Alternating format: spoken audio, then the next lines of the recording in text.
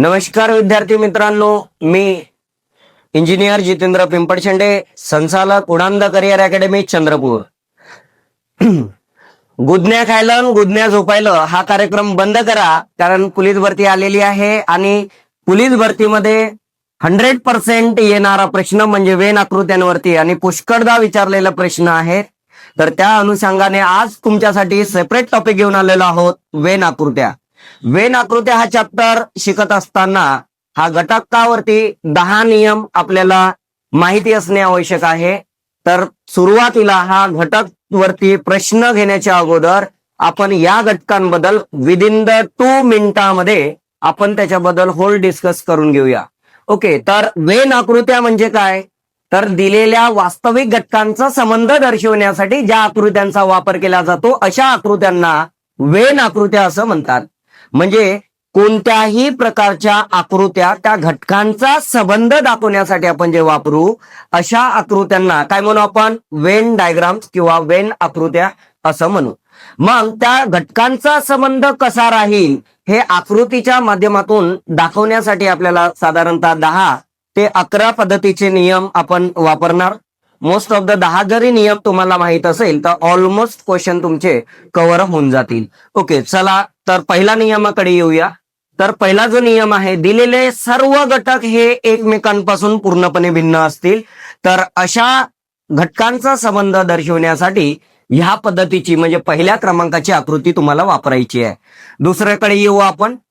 दिलेले 3 घटकांपैकी एक घटक मुख्य घटक असून त्याचे 2 उपघटक असतील व त्या उपघटकांपैकी एक घटक दुसऱ्याचा अधिक उपघटक असेल तर असा संबंध दर्शवण्यासाठी दुसरी आकृती आपण वापरूया. नेक्स्ट, तिसरा नियम. एक दिलेल्या 3 घटकांपैकी एक घटक मुख्य घटक असून त्याचे 2 उपघटक असतील व त्या 2 उपघटकांमध्ये कोणताही संबंध नसेल असा संबंध दर्शवण्यासाठी हे तिसऱ्या नंबरची आपल्याला आकृती वापरावी लागेल.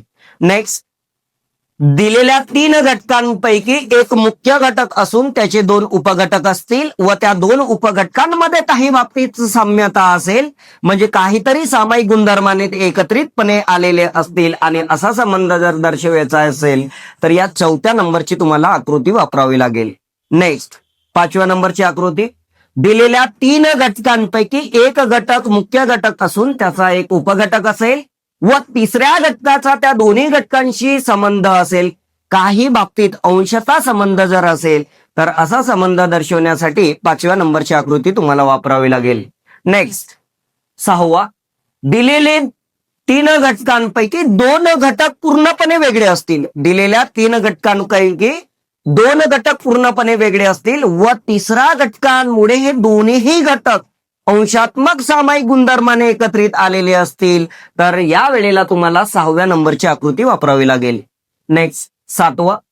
दिलेले 3ही घटक अंशात्मक सामायिक गुणधर्माने एकत्रित असतील तर अशा वेळेला तुम्हाला 7व्या नंबरची आकृती वापरावी लागेल. नेक्स्ट, दिलेल्या 3 घटकांपैकी एक घटक मुख्य घटक असून त्याचा एक उपघटक असेल व तिसऱ्या घटकाचा संबंध त्या दोन्ही घटकांशी नाकारलेला असेल म्हणजे तिसरा घटक ह्या दोन्ही घटकांशी काहीही संबंधित नसेल तर अशा वेळेला असा संबंध दर्शवण्यासाठी तुम्हाला 8व्या नंबरची आकृती वापरावी लागेल. नेक्स्ट, दिलेल्या 3 घटकांपैकी 2 घटक अंशात्मक सामायिक गुणधर्माने संबंधित असतील व तिसरा घटक हा पूर्णतः वेगळा असेल, त्यांच्यात काहीही साम्यता नसेल, असा संबंध दर्शवण्यासाठी तुम्हाला 9व्या नंबरची आकृती वापरावी लागेल. नेक्स्ट, दिलेल्या 3 घटकांपैकी 2 घटक अंशात्मक संबंधित असतील व तिसरा घटक हा त्या दोन्ही घटकांचा उपघटक असेल व तिसरा घटक हा त्या दोन्ही घटकांचा उपघटक असेल तर असा संबंध दर्शवायचा असेल तर तुम्हाला 10व्या नंबरची आकृती वापरावी लागेल. हे बेसिक आपल्याला 10 नियम वेन आकृत्यांवरती माहिती असणे गरजेचे आहे. तरच या घटकावरती येणारे जे प्रश्न आहेत ते प्रश्न आपण विदिन द 1 सेकंड 2 सेकंड मध्ये आपण सॉल्व्ह करू शकतो. तर चला बघूया, या टॉपिकवर येणारे जे प्रश्न आहेत ते 2 प्रकारचे असणार आहेत. पहिला प्रकार तुम्हाला घटक दिलेले राहतील आणि त्या घटकांसाठी खालीलपैकी कोणती वेन आकृती योग्य राहील, म्हणजे दिलेल्या घटकांचा संबंध दर्शवण्यासाठी खालीलपैकी कोणती आकृती योग्य ठरेल ती निवडा, अशा पद्धतीचा पहिला क्वेश्चन. आणि सेकंड क्वेश्चन राहणार, एखादी वेन आकृती दिलेली असेल आणि त्या वेन आकृतीसाठी दिलेल्या 4 पर्यायांपैकी कोणता घटक हा त्या वेन आकृतीशी सुटेबल होईल, त्या वेन आकृतीने आपल्याला दिलेला घटक हा दर्शवता येईल. या पद्धतीचे 2 प्रश्न आपल्याला एक्झाम मध्ये विचारलेले असतात. महाराष्ट्र पोलीस मध्ये हा वारंवार येणारा घटक आहे. त्या अनुषंगाने मुलांची आज रिक्वायरमेंट होती की सर वेन आकृत्या हा वारंवार या घटकांवरती वारंवार प्रश्न येतात, तर तुम्ही तो युट्यूबच्या माध्यमातून आम्हाला घ्या.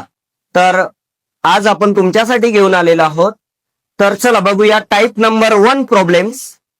घटक दिलेले आहेत आणि त्यांच्यासाठी कोणती वेन आकृती सुटेबल आहे हे आपल्याला आयडेंटिफाय करायचं आहे.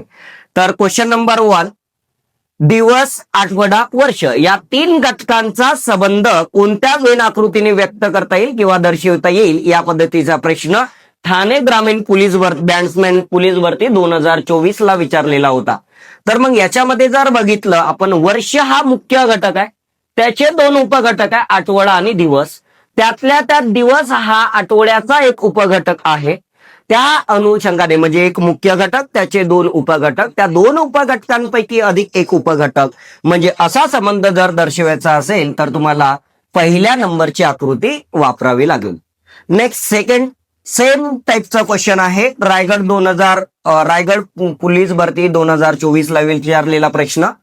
सेकंद, मिनिट, तास या घटकांमध्ये मुख्य घटक तास, त्याचे 2 उपघटक सेकंद आणि मिनिट, आणि मिनिटाचा अधिक उपघटक सेकंद. म्हणजेच सेम आकृती, दिलेल्या 3 घटकांपैकी एक मुख्य घटक, त्याचे 2 उपघटक, त्या 2 उपघटकांपैकी अधिक एक उपघटक. म्हणजे कोणत्या नंबरची आकृती बरोबर आहे? 3ऱ्या नंबरची आकृती बरोबर राहील. नेक्स्ट, पुरुष, स्त्री, शिक्षक. आता काय झालेलं आहे, पुरुष हा घटक वेगळा राहील, स्त्री घटक हा वेगळा राहील, कारण त्या दोन्ही घटकांमध्ये संबंध जो आहे पूर्णता नाकारलेला असेल. पुरुष वेगळे राहतील आणि स्त्रिया वेगळे राहतील. आणि शिक्षक हा घटक त्या दोन्ही घटकांना संबंधित आहे. म्हणजे शिक्षक हे स्त्री पण असू शकतात आणि शिक्षक हे पुरुष पण असू शकतात. असा संबंध आपल्याला पहिल्या डायग्रामने व्यक्त करता येईल, दर्शवता येईल. ओके, नेक्स्ट प्रश्न क्रमांक 4, मानव, स्त्री, पुरुष.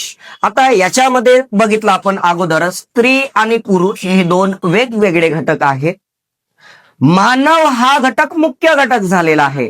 त्या अनुषंगाने एक मुख्य घटक, त्याचे 2 उपघटक व त्या 2 उपघटकांमध्ये कुठलाही संबंध नाही. मग अशी वेनाकृती कुठे दिसते तुम्हाला? ऑप्शन क्रमांक ए, मुख्य घटक, त्याचे 2 उपघटक आणि त्या 2 उपघटकांमध्ये कुठलाही संबंध नाही. नेक्स्ट, भारत, महाराष्ट्र, जळगाव. आता आपण हा वारंवार क्लासमध्ये घेतलेला प्रश्न आहे. एक मुख्य घटक म्हणजे भारत, त्याचे 2 उपघटक महाराष्ट्र आणि जळगाव. मग जळगाव हे महाराष्ट्राचा उपघटक झालेला आहे. म्हणजे दिलेल्या 3 घटकांपैकी एक मुख्य घटक, त्याचे 2 उपघटक व त्या 2 उपघटकांपैकी अधिक एक उपघटक.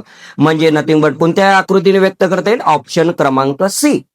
याच पद्धतीचे प्रश्न एक्झाम मध्ये विचारलेला राहतात. हा झाला आपला टाईप नंबर 1 प्रॉब्लेम. तर विद्यार्थी मित्रांनो, आपण आतापर्यंत वेन आकृत्या घटकांवरती आलेले प्रश्न, काही प्रश्न तुम्हाला व्हिडिओच्या माध्यमातून सोडवून दाखवलेले आहेत. आणि त्याच घटकांवर 2023 व 2024 महाराष्ट्र पोलीस भरतीमध्ये विचारलेले प्रश्न तुम्हाला सोडवण्याकरता देत आहे.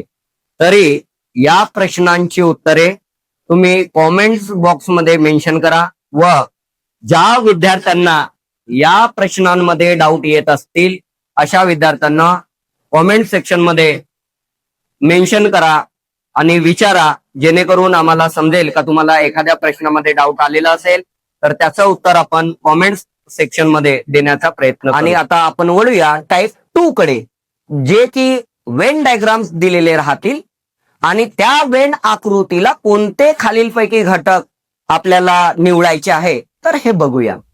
वेन आकृती दिलेली असते आणि त्या वेन आकृतीसाठी तुम्हाला 4 घटक म्हणजे 4 ऑप्शन मध्ये घटक दिलेले असतात. तर कोणते घटक हे ते वेन आकृतीशी संबंधित असतील असे तुम्हाला घटक निवडायचे आहेत. तर बघा, पहिली आकृती जी दिलेली आहे ती आकृती आपण 10 नियमामध्ये नियम असं म्हणते का दिलेल्या 3 घटकांपैकी एक घटक मुख्य घटक असून त्याचे 2 उपघटक आहेत आणि त्या 2 उपघटकांमध्ये कुठलाही संबंध नाही. तर असं जे घटक जर बघितलं आपण, तर याच्यामध्ये जर बघितलं आपण तर शाळा, प्रयोगशाळा, ग्रंथालय. आता शाळा हा मुख्य घटक झाला, त्या शाळेमध्ये प्रयोगशाळा आणि ग्रंथालय दोन्ही राहणार, परंतु प्रयोगशाळा म्हणजे लॅबोरेटरी, तुमची लॅब्स हे वेगळी राहणार आणि तुमचं वाचनालय, ग्रंथालय जे आहे, लायब्ररी जी आहे तर ती वेगळी राहणार. म्हणजे जी पहिली आकृती आहे त्या पहिल्या आकृतीसाठी जो तुमचा घटक जो योग्य ठरेल तर तो पहिला घटक. ओके, शाळा, प्रयोगशाळा आणि ग्रंथालय. जर दुसरी आपण घटक बघितलं भारत, महाराष्ट्र आणि मुंबई, मग याच्यामध्ये काय होत आहे की भारत हा मुख्य घटक झाला, त्याचे 2 उपघटक झाले. कोणकोणते? महाराष्ट्र आणि मुंबई. त्या उपघटकांपैकी अधिक एक उपघटक झालेला आहे, तो म्हणजे मुंबई. म्हणजे या पद्धतीची जर या घटकांसाठी डायग्राम काढायची झाली तर एक मुख्य घटक, त्याचे 2 उपघटक व त्या 2 उपघटकांचा अधिक एक उपघटक, म्हणजे या पद्धतीची आकृती असायला पाहिजे. सेम दिवस, महिना व वर्ष आणि वही, पुस्तक, पेनसाठी वेगवेगळी आकृती येणार. असं आहे. म्हणजे दिलेल्या घटकांसाठी आता वेन आकृती आपल्याला निवडायची आहे. क्वेश्चन नंबर 2 कडे येऊया आपण. आणि पहिल्या नंबरचा जो प्रश्न होता, खूप इम्पॉर्टंट प्रश्न होता, तो एसआरपीएफ गट क्रमांक 6 2024 ला, एसआरपीएफ गट क्रमांक 15 2024, गोंदिया 2024, अहमदनगर, म्हणजे आता अहमदनगर जिल्ह्याचं नाव बदललेलं आहे, त्याचं नाव अहिल्यानगर झालेलं आहे आणि ते 2023 मध्ये हा प्रश्न विचारलेला होता. नवी मुंबई 2013 ला आणि सोलापूर ग्रामीण 2021 ला. म्हणजे इम्पॉर्टंट प्रश्न आहेत आणि या घटकांवर मी आत्ताच बोललेलो आहे की वारंवार प्रश्न येतात. तर त्या अनुषंगाने विद्यार्थ्यांची रिक्वायरमेंट होती की सर की या घटकांवरती वारंवार प्रश्न येतात, तर विदिन द आपल्याला 5 ते 10 मिनिटांमध्ये हा टॉपिक कव्हर करून द्या. तर आपण युट्यूबच्या माध्यमातून हा टॉपिक कव्हर करण्याचा प्रयत्न करत आहोत. चला, क्वेश्चन नंबर 2 बघूया. वेन आकृती दिलेली दिसते. दिलेल्या 3 घटकांपैकी एक घटक मुख्य घटक असून त्याचा एक उपघटक आहे, परंतु तिसऱ्या घटकाचा त्या दोन्ही घटकांशी कोणताही संबंध नाही, पूर्णता वेगळा आहे. म्हणजे जर मग याच्यातून आपण जर निवडायचं झालं, एक मुख्य घटक असायला पाहिजे, त्याचा एक उपघटक, आणि तिसरा घटक जो आहे तो तिसरा घटक पूर्णता वेगळा असायला पाहिजे. मग याच्यामध्ये जर बघितला ऑप्शन क्रमांक 3, तर मुख्य घटक इथं दिसतोय आपल्याला राज्य, त्याच्यानंतर त्याचा उपघटक दिसतोय जिल्हे, आणि प्रत्येक राज्यांमध्ये जिल्हे असतात. आणि केंद्रशासित प्रदेश हा घटक जो आहे, हा घटक टोटली त्या दोन्ही घटकांपासून आपल्याला वेगळा दिसतोय. म्हणजे या आकृतीसाठी दिलेले 3 घटक म्हणजे राज्य, जिल्हे आणि केंद्रशासित प्रदेश. नेक्स्ट क्वेश्चन नंबर 3, नांदेड 2024 ला विचारला होता. याच्या अगोदरचा प्रश्न रायगड चालक 2024, अकोला चालक 2023 ला विचारलेला प्रश्न. नेक्स्ट जी डायग्राम दिसते, तिसऱ्या नंबरची डायग्राम, ती आपण 10 नियमामध्ये बघितलेलं आहे. दिलेल्या 3 घटकांपैकी 2 घटक अंशात्मक सामायिक गुणधर्माने संबंधित दिसत आहे आणि तिसरा घटक हा पूर्णतः त्या दोन्ही घटकांचा उपघटक झालेला आहे. तर असा संबंध जर बघायचा झाला, आपण असा घटक निवडायचा झाला, तर याच्यामध्ये दोन्ही घटक एकमेकांशी संबंधित असायला पाहिजे आणि तिसरा घटक हा जो आहे हा तो पूर्णतः त्याच्याशी संबंधित असायला पाहिजे. आता जर बघितलं याच्यामध्ये, तर पुरुष, स्त्रिया आणि डॉक्टर. आता पुरुष आणि स्त्रियांचा संबंध नाही. आता जर हा जी आकृती आहे एक्झॅक्ट याच्यामध्ये गोल नव्हताच. आता हा जो घटक आहे, हा इथूनचा जो घटक राहणार हा पुरुष घटक असेल आणि हा स्त्रियांसाठी असेल, कारण कोणताही पुरुष हे स्त्री झालेली नसेल. म्हणजे इंटरसेक्टिंग यायला नको एक्झॅक्ट. जर विचार केला तर या पद्धतीची ती आकृती असायला पाहिजे होती, जर केला, कारण पुरुष आणि डॉक्टर, मग पुरुष आणि स्त्रिया हे दोन्ही घटक पूर्णता वेगळे असायला पाहिजे आणि तिसरा घटक हा डॉक्टर पूर्णता त्यांच्यामध्ये सामावून जायला पाहिजे, म्हणजे या पद्धतीत. परंतु या आकृतीने आपण दर्शवू शकतो, कारण डायग्राम दिलेली आहे आणि त्या अनुषंगाने जर बघितलं संख्या, समसंख्या आणि विषम संख्या, जर बघितलं संख्या होल पूर्ण यायला पाहिजे, पूर्ण घटक, त्याच्यामध्ये दोन घटक समसंख्या आणि विषम संख्या, कारण सम आणि विषम मध्ये कुठलाही संबंध नसायला पाहिजे. वृक्ष, आंबा आणि फणस सेम डायग्राम. वृक्ष म्हणजे मुख्य घटक, आंबा आणि फणस वेगवेगळे असतील. देश, राज्य, जिल्हा याच्यासाठी या पद्धतीची वेनाकृती यायला पाहिजे होती. म्हणजे उरलेला घटक तुमचा कोणता असायला पाहिजे, पुरुष, स्त्रिया, डॉक्टर. परंतु पुरुष आणि स्त्रियांचा संबंध जुडणार नाही, कारण कुठलाही पुरुष हा स्त्री नाही किंवा कुठलीही स्त्री ही पुरुष नाही. त्या अनुषंगाने हे डायग्राम न देता एक्झामिनरने या पद्धतीची डायग्राम द्यायला पाहिजे होती. अशा काही आकृत्या असतात की त्या रिप्रेझेंट करत असताना प्रॉपरली होत नाही एक्झाम मध्ये, तर आपण त्या क्वेश्चनला आपण चॅलेंज सुद्धा करू शकतो. ओके, तर याच प्रकारे आपल्याला जे आलेले घटक आहेत एक्झाम मध्ये, तर त्या घटकांवरती आपण साधारणतः 15 मिनिटात 20 मिनिटांमध्ये आपण युट्यूबच्या माध्यमातून तुम्हाला रिव्हिजन करून देण्याचा प्रयत्न करीत आहोत. तरी हा व्हिडिओ जे महाराष्ट्र पोलीस भरती 2025 16,631 पदांकरता जे विद्यार्थी अभ्यास करीत आहेत, अशा गरजू विद्यार्थ्यांपर्यंत, गोरगरीब विद्यार्थ्यांपर्यंत, जे विद्यार्थी क्लास करू शकत नाही अशा विद्यार्थ्यांपर्यंत हा व्हिडिओ पोहोचवा, जेणेकरून येणाऱ्या भरतीचा लाभ ओके आणि त्यासाठी त्या अनुषंगाने त्यांना बेनिफिट या युट्यूबच्या माध्यमातून होईल. तर त्याच्यासाठी अशा विद्यार्थ्यांनी आपलं Udaan the career academy YouTube channel हे सबस्क्राईब करून घ्या, म्हणजे येणारे व्हिडिओ जे आहे ते तुम्हाला हेल्पफुल होतील आणि एक्झाम मध्ये तुमचा स्कोर हा वाढलेला असेल.